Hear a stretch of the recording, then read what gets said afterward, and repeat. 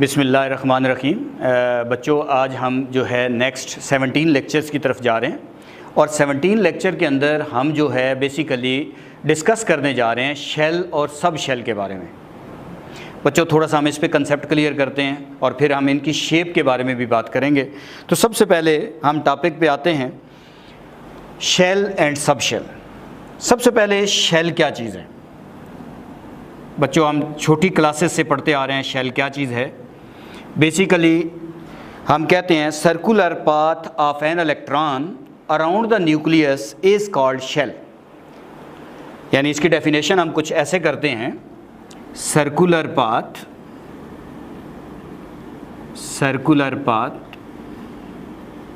Of an electron around the nucleus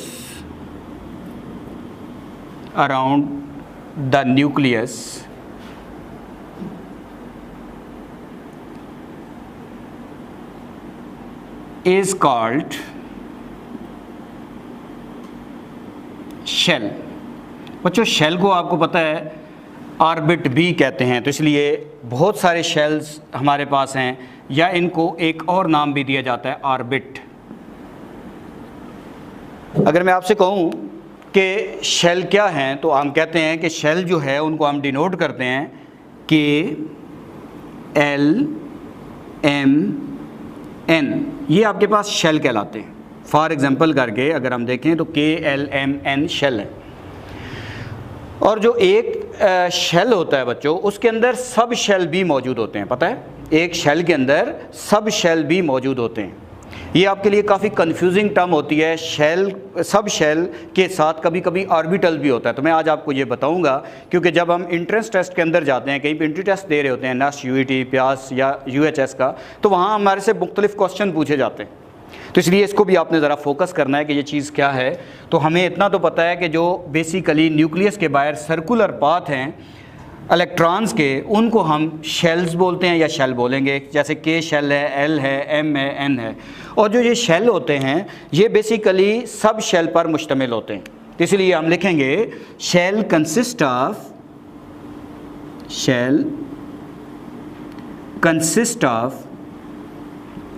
सब shell. एक shell जो है वो मुख्तलिफ सब शेल से मिलकर बनता है। जैसे आपको पता है जो K शेल है, उसके अंदर अगर हम देखें तो उसमें सिर्फ एक सब शेल मौजूद होता है, S। इसलिए हम कहते हैं K शेल में 2 इलेक्ट्रॉन आते हैं, क्योंकि आपको पता है इसमें 2 इलेक्ट्रॉन मौजूद हैं। और इलेक्ट्रॉन फिलिंग का फार्मूला शेल का हम पढ़ चुके हैं लास्ट लेक्चर के अंदर। 2n² से भी अगर हम इसके इलेक्ट्रॉन निकालें तो बच्चों हमें पता है कि इसके n की वैल्यू 1 है, तो इसमें इलेक्ट्रॉन 2 आ जाएंगे, इसलिए इसके इलेक्ट्रॉन 2 होते हैं। ये हम 2n² का फार्मूला भी लगाना चाहें तो लगा सकते हैं। इसी तरीके से L के अंदर 8 इलेक्ट्रॉन कैसे आते हैं? क्योंकि उसमें 2 सब शेल होते हैं, S और P होते हैं। अच्छा, नेक्स्ट M शेल के अंदर कौन कौन से सब शेल हैं? S, P, D होते हैं। और इसी तरीके से आपके पास जो N शेल है उसके अंदर कौन कौन से सब शेल होते हैं? S होता है, P होता है, D होगा और F होगा। जैसे अभी मैं कहूँ इसमें 8 इलेक्ट्रॉन कैसे आते हैं L शेल में? लास्ट टाइम आपने पढ़ा हुआ है, लास्ट लेक्चर के अंदर आपने पढ़ा हुआ है। तो आप कहते हैं S के अंदर 2 इलेक्ट्रॉन आते हैं, P में 6 इलेक्ट्रॉन आते हैं, टोटल 8 इलेक्ट्रॉन हो जाते हैं। टोटल 8 इलेक्ट्रॉन्स आ जाते हैं इस शेल के अंदर। इसी तरीके से S में 2 आते हैं, P में मैक्सिमम 6 इलेक्ट्रॉन आते हैं और D में 10 आते हैं। इसमें मैक्सिमम 18 इलेक्ट्रॉन्स आते हैं। इसी तरीके से N जो शेल है उसके अंदर हम कहते हैं S में 2 इलेक्ट्रॉन होते हैं, P में 6 होते हैं, D में 10 होते हैं, F में आपके पास 14 इलेक्ट्रॉन है। टोटल आप इनको करें तो ये 32 इलेक्ट्रॉन्स बनते हैं। तो एक चीज़ हमें पता चली कि न्यूक्लियस के बाहर जो सर्कुलर पाथ होते हैं इलेक्ट्रॉन्स के, उनको शेल कहते हैं या उनको ऑर्बिट कहते हैं, और उनको डिनोट करते हैं KLMN से। और फिर जो हमारे पास ये शेल का फिलिंग का फार्मूला है, जो हमने पिछले क्वांटम नंबर्स के अंदर पढ़ा है बच्चों, 2n² है। उस लिहाज से हमें ये पता चला कि एक जो शेल होता है उसके अंदर सब शेल भी होते हैं। और उसमें जैसे S, P, D, F जो हमारे पास हैं, ये सब शेल कहलाते हैं और ये शेल के अंदर एग्जिस्ट करते हैं। अब हम आते हैं जो है सब शेल क्या चीज़ है।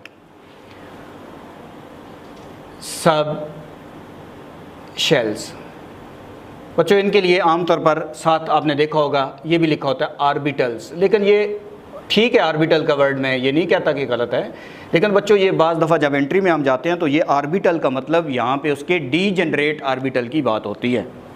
जैसे मैं अगर आपसे कहूँ कि P जो है उसके ऑर्बिटल कितने हैं तो आप कहेंगे 3, Px, Py, Pz। D जो सब शेल है उसके ऑर्बिटल कितने हैं, जिनको आप डीजनरेट ऑर्बिटल कहते हो, जिनकी एनर्जी आपस में बराबर होती है in the absence of magnetic field, तो आप कहते हो उसके 5 हैं, जो कि आगे हमने पढ़ने हैं, dxy, dyz, dxz, dx square minus Y square और dz स्क्वायर। तो मैं आपसे कहता हूँ सब शेल की डेफिनेशन क्या है। आप कहते हैं region around the nucleus where there is maximum possibility of finding electron is called orbital, या इज कॉल्ड, आपके पास आ जाएगा सब शेल।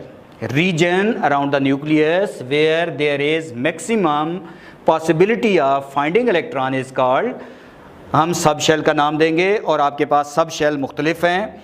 इसमें आपको याद रखें मैक्सिमम पॉसिबिलिटी कितनी होती है, 95% चांस ऑफ इलेक्ट्रॉन हो। तो जैसे मैं आपसे कहूँ सब शेल कौन कौन से हैं, तो आप कहते हैं S, P, D और F, ये आपके पास सब शेल कहलाते हैं। अब हमें इतना पता है कि सब शेल के अंदर फिलिंग का फार्मूला भी हम पढ़ आए हैं पिछले क्वांटम नंबर में, और उसमें सब शेल के अंदर फिलिंग का फार्मूला हमने पढ़ा था 2 × 2l+1। L इसमें एजीम्यूथल क्वांटम नंबर है, इससे हम इनके अंदर इलेक्ट्रॉन्स भी निकाल सकते हैं।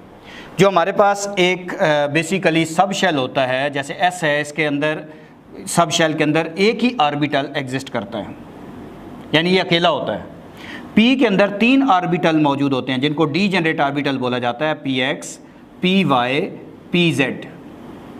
इसी तरीके से हमारे पास जो D सब शेल है, इसके अंदर कौन से डीजनरेट ऑर्बिटल हैं, इसमें 5 होते हैं, dxy, dyz, dxz, dx square minus Y square और dz स्क्वायर। इनकी हम शेप भी अभी इसके बाद हम पढ़ते हैं। तो ये हमारे पास F के अंदर कितने आपके पास हैं, तो F के पास जो F के अंदर ऑर्बिटल हैं, डीजनरेट ऑर्बिटल हैं, वो 7 हैं। तो मैं बार बार वर्ड यूज़ कर रहा हूँ, degenerate orbital, orbital having equal energy in the absence of magnetic field are called degenerate orbital. Orbitals having equal energy in the absence of magnetic field are called degenerate orbital. बच्चों एक दफ़ा मतलब ये है कि एंट्री टेस्ट के paper में ये क्वेश्चन पूछा गया कि L शेल के अंदर कितने ऑर्बिटल होते हैं, तो बच्चे इसमें कंफ्यूज थे कि वहाँ पे तो ये चांस नज़र नहीं आ रहा कि इसमें 2 हैं। बच्चों इसमें ऑर्बिटल 4 होते हैं। L शेल के अंदर ऑर्बिटल 4 कैसे, मैंने कह दिया बच्चों, S के अंदर एक ऑर्बिटल इसका होता है, इसके 3 पड़े हुए हैं, Px, Py, Pz, तो टोटल ऑर्बिटल 4 हो गए। तो इस तरह के जब आप लोग FSC कर लोगे तो एंट्रेंस टेस्ट में जाओगे तो इस तरह के क्वेश्चन बड़े कंफ्यूजिंग होते हैं, इसलिए आपने इसको इतना फोकस करना है कि ये चीज़ें आपको अच्छे तरीके से ग्रिप हो जाएं। शेल की डेफिनेशन आनी चाहिए, शेल कौन कौन से हैं पहचान होनी चाहिए, फिलिंग का फार्मूला पता हो, इसी तरीके से ऑर्बिटल क्या होते हैं उनकी डेफिनेशन पता हो, ऑर्बिटल के नाम पता हो, इसमें इलेक्ट्रॉन फिलिंग का फार्मूला पता होना चाहिए। अब हम इनकी शेप की बात करने जा रहे हैं। तो मैं नेक्स्ट टॉपिक जो इसके अंदर पढ़ाने जा रहा हूँ या चीज़ें बताने जा रहा हूँ, शेप्स ऑफ ऑर्बिटल, इसको हम डिस्कस करते हैं। तो नेक्स्ट टॉपिक हमारे पास है शेप्स ऑफ ऑर्बिटल।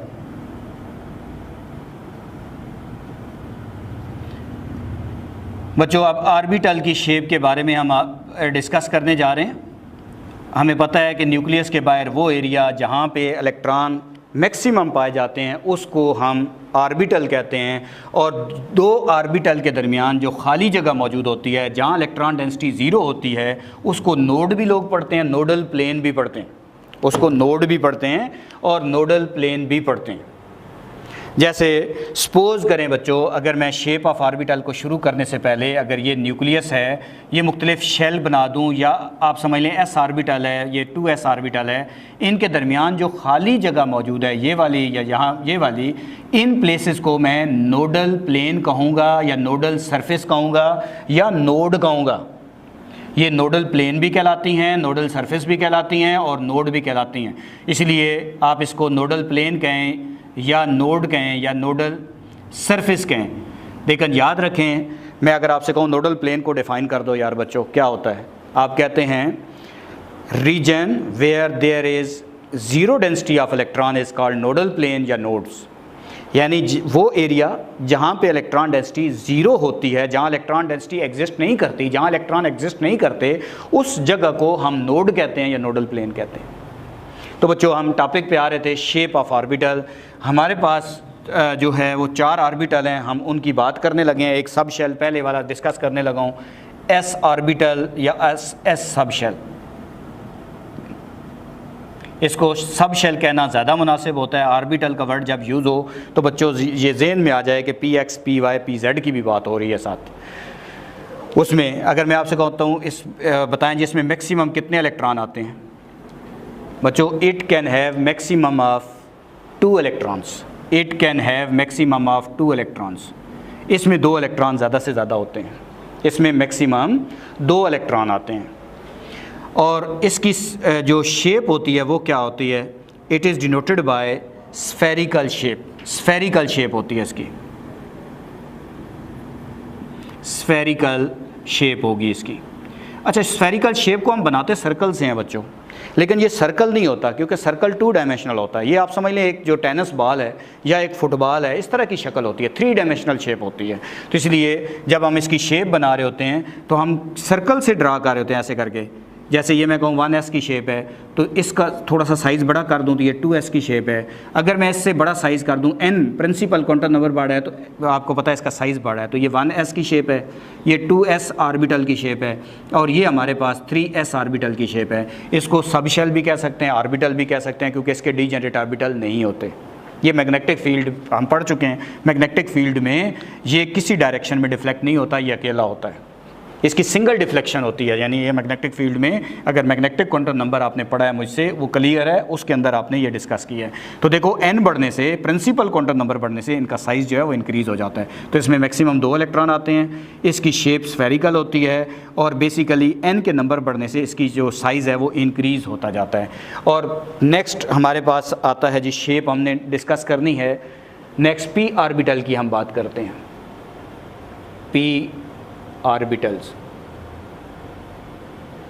बच्चों, p सब शेल जो है इसके अंदर 3 ऑर्बिटल्स हैं, px, py, pz।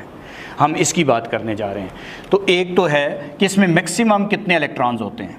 आपको पता है कि p के अंदर मैक्सिमम 6 इलेक्ट्रॉन आते हैं, 2 px में होते हैं, 2 py में होते हैं और 2 pz में होते हैं। तो इसमें मैक्सिमम 6 इलेक्ट्रॉन आते हैं। It can have maximum of 6 electrons.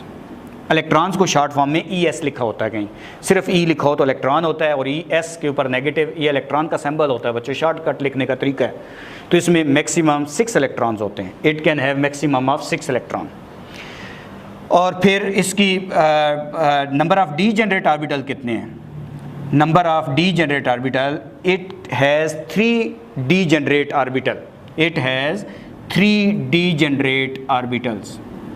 3 इसके डीजेनरेट ऑर्बिटल्स होते हैं, जिनको सिंपल ऑर्बिटल भी कहा जाता है, जिसमें आपको पता है दैट इज़ करके हम लिख सकते हैं px होता है, py होता है और pz होता है। ये डीजेनरेट ऑर्बिटल्स हैं। इसके मैक्सिमम 3 डीजेनरेट ऑर्बिटल मौजूद है। फिर मैं आपसे कहता हूँ कि बच्चों इसमें नंबर ऑफ़ इलेक्ट्रॉन 6 आते हैं, 2 px में होते हैं, 2 py में होते हैं, 2 pz में आते हैं। इसकी शेप किस तरह की होती है?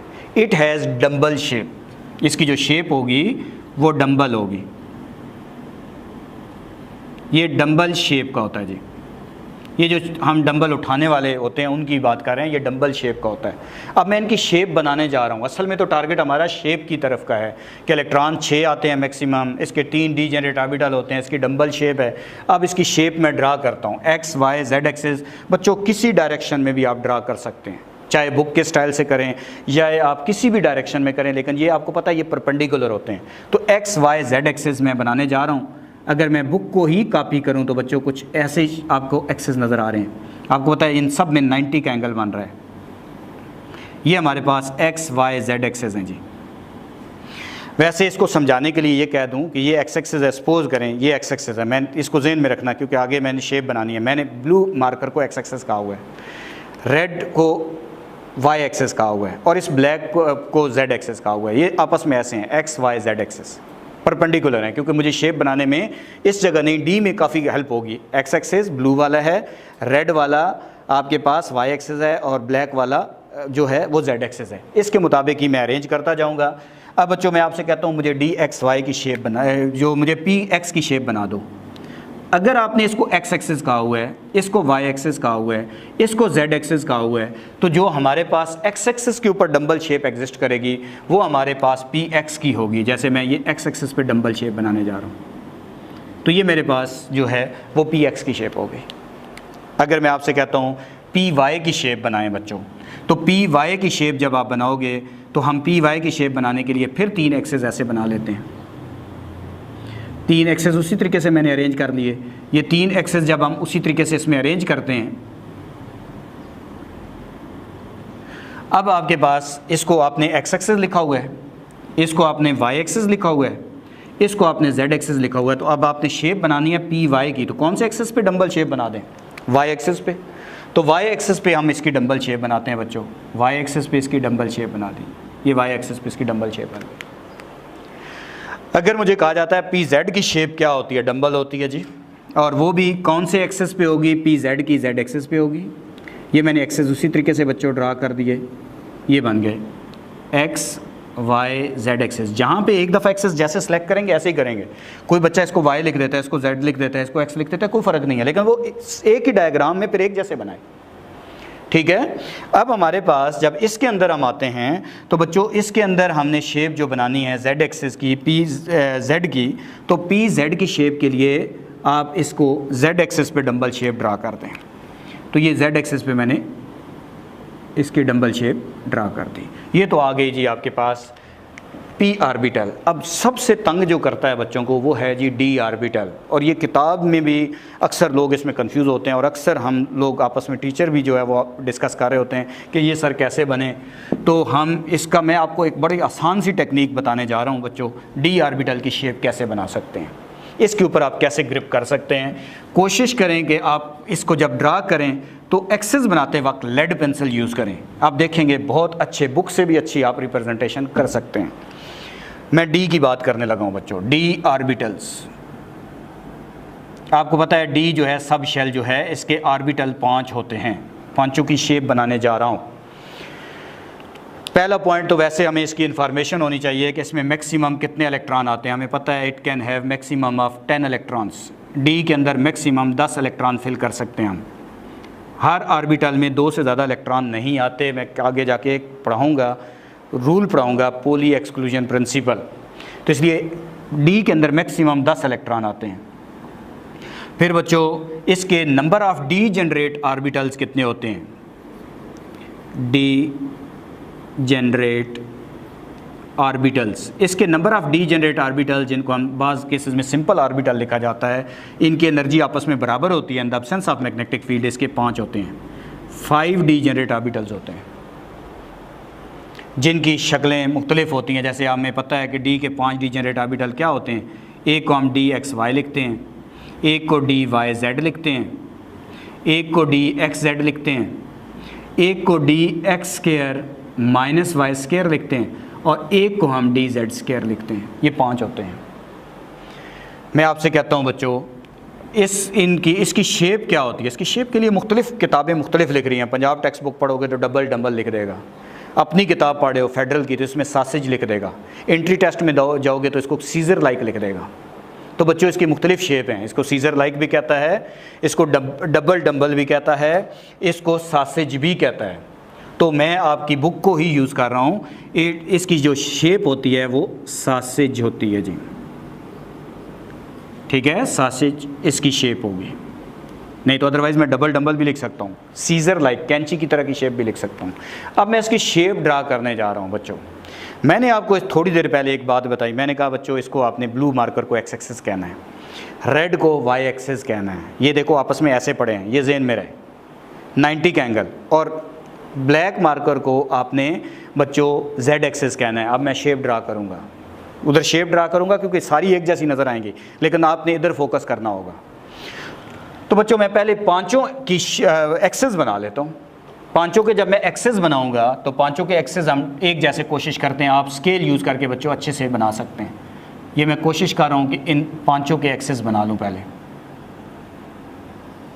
ये सबसे पहला काम कर लेना है और कोशिश करनी है कि एक जैसे साइज़ ही बन जाए तो और अच्छी बात है। ये बना दिए 5, मैं पहले एक्सेस ऐसे करके अरेंज कर देता हूँ।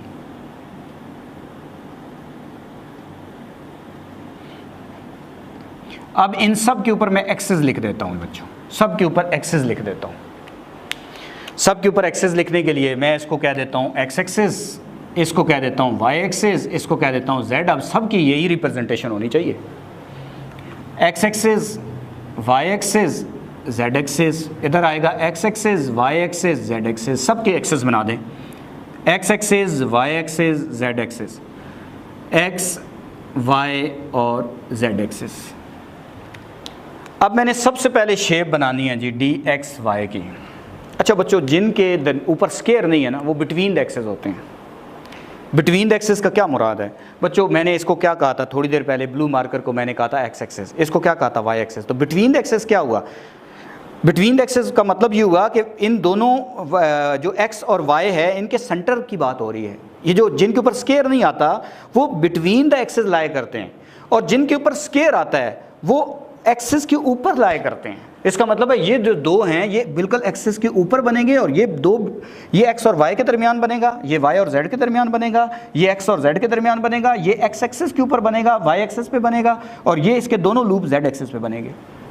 जैसे सबसे पहले मुझे डी वाई जेड की शेप बनानी है बच्चों, डी एक्स जेड की शेप बनानी है। तो जब मैं डी एक्स जेड की शेप बनाऊंगा तो बच्चों मुझे बिटवीन द एक्सेस, अब बनाना वहाँ मुश्किल है, इसलिए आप जेड एक्सेस को गायब करते हैं। इसका बेहतरीन तरीका है कि लेड पेंसिल से आपने इनको ड्रा किया था, आप इसको यहाँ से पहले एक्सेस बना लें, फिर जिस एक्सेस पे नहीं बनाना उसको गायब कर दें, बिटवीन द एक्सेस आप ड्रा करना है। ज़रा बिटवीन द एक्सेस एक्स और वाई के दरमियान लगाना है। तो बच्चों एक्स और वाई के दरमियान लगाने का मतलब है, ये बज़ाहिर तो मुझे लग रहा है कि उस एक्सेस के ऊपर आ रहा है, जबकि ये उस एक्सेस के ऊपर नहीं आएगा। दो लूप बनाने हैं, डबल डबल होते हैं, ये बन गया। अब इसका एक्सेस वापस ड्रा कर दें। इसका एक्सेस वापस हम ड्रा करें तो बच्चों ये एक्सेस इसका वापस इसी तरीके से मैंने ड्रा कर दिया। अब कोई बच्चा कह सकता है सर ये जेड एक्सेस पे है। बच्चों आप ज़रा इधर फोकस करें, ये कौन सा एक्सेस था? ये एक्स एक्सेस था, ये वाई एक्सेस था। तो वाई आपने जो लूप बनाया बच्चों, वो इन जो हमारे पास है, ये आपका लूप एक ऐसे आ रहा है, एक ऐसे आ रहा है, जबकि ये जेड एक्सेस तो ऐसे ऊपर लगा हुआ है। ये जेड एक्सेस तो ऊपर की तरफ है। एक लूप इधर आया, एक लूप इसके सेंटर में आया, तो ये आपका ऊपर है। इस वाइट बोर्ड पे आप समझ लो ये थोड़ा सा ऐसे पंखा जैसे है, 4 पैरों वाला पंखा मैं ले लूँ, उसको सीधा पकड़ दूँ ऐसे, उसके एक पार ऐसे है, एक पार ऐसे है, तो वाई एक्सेस उसके बिल्कुल ऊपर है, इसलिए ये जो जेड एक्सेस उसके ऊपर है, इसलिए जेड एक्सेस के ऊपर नहीं आ रहा ये। अच्छा, नेक्स्ट शक्ल मैंने बनानी है और डी वाई जेड की बनानी है बच्चों। नेक्स्ट शेप अगर मैं डी वाई जेड की बनाऊंगा तो कौन सा एक्सेस मैं गायब करूंगा बच्चों? मुझे एक्स एक्सेस नज़र नहीं आ रहा। इसका मतलब ये है एक्स एक्सेस नज़र नहीं आ रहा, तो इस एक्सेस को गायब करें ज़रा, लेड पेंसिल से लिखा हुआ है, इसको गायब करें। बिटवीन द एक्सेस इसकी शेप बनाएं। बिटवीन द एक्सेस अगर हम शेप बनाएंगे तो एक शेप, एक डंबल शेप इधर बनेगी, एक डंबल शेप इधर बनेगी। अब इसका एक्सेस वापस ड्रा कर दें। इसका एक्सेस अगर मैं वापस ड्रा करता हूँ तो ये आपके पास है, ये ऐसे वापस ड्रा कर दिया ये। अब ये कैसे हुआ कि बच्चों ये y और x और y के ये y और z के दरमियान है, y और z के दरमियान बना है। तो कौन सा एक्सेस गायब किया था? x। तो देखो बच्चों ये x एक्सेस था, ये y एक्सेस था और ये z एक्सेस था। तो मैंने कौन सा एक्सेस इसमें से गायब करना था?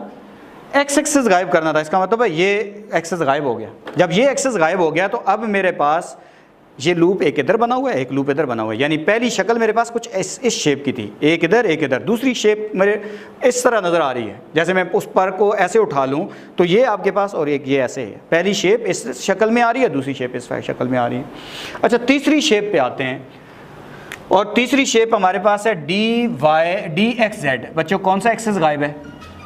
तो एक हमारे पास जेड एक्सेस गायब है, इसमें जो एक्सेस गायब है वो हमारे पास है वाई एक्सेस गायब है। तो वाई एक्सेस गायब करते हैं। बिटवीन द एक्सेस इसको ड्रा करें। बिटवीन द एक्सेस आएगा तो एक लूप इधर आएगा, एक लूप आपका इधर आ जाएगा। एक्सेस वापस उसी तरीके से इसका ड्रा कर दें। अगर हम इसका एक्सेस उसी तरीके से वापस ड्रा करते हैं तो ये एक्सेस उसका बन जाएगा।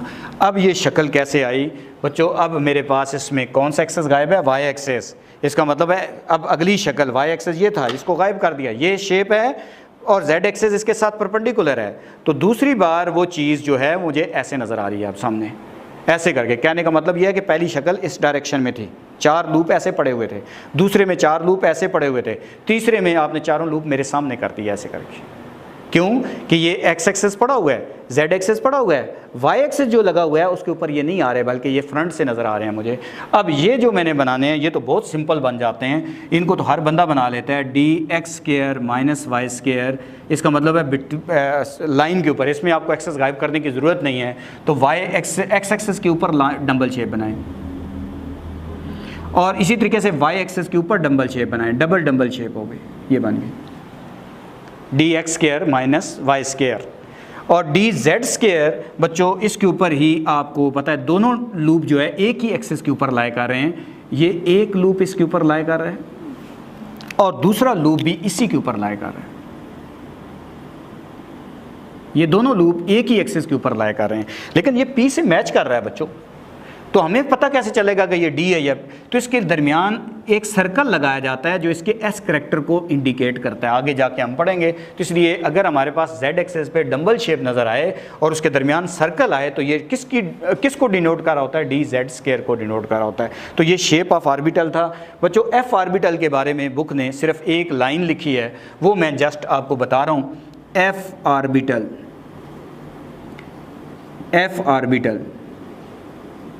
बच्चों, f ऑर्बिटल जो हैं आपको पता है इसमें कितने मैक्सिमम इलेक्ट्रॉन आते हैं। It can have maximum of 14 electrons, इसमें 14 इलेक्ट्रॉन्स आते हैं। अच्छा, इसके बारे में बच्चों इसकी शेप क्या होती है, कुछ बुक लिखती हैं कम्प्लेक्स डंबल, कुछ लिखती हैं कॉम्प्लिकेटेड। सिंपल हमारी बुक ने लिखा हुआ है जी कॉम्प्लिकेटेड शेप, कॉम्प्लिकेटेड। बच्चों ये कॉम्प्लिकेटेड डंबल शेप होती है। और इसके डीजेनरेट ऑर्बिटल कितने होते हैं बच्चों, इसके डीजेनरेट ऑर्बिटल मैंने आपको क्वांटम नंबर में फार्मूला भी पढ़ाया, नंबर ऑफ डीजेनरेट ऑर्बिटल का। इसके डीजेनरेट ऑर्बिटल 7 होते हैं। डीजेनरेट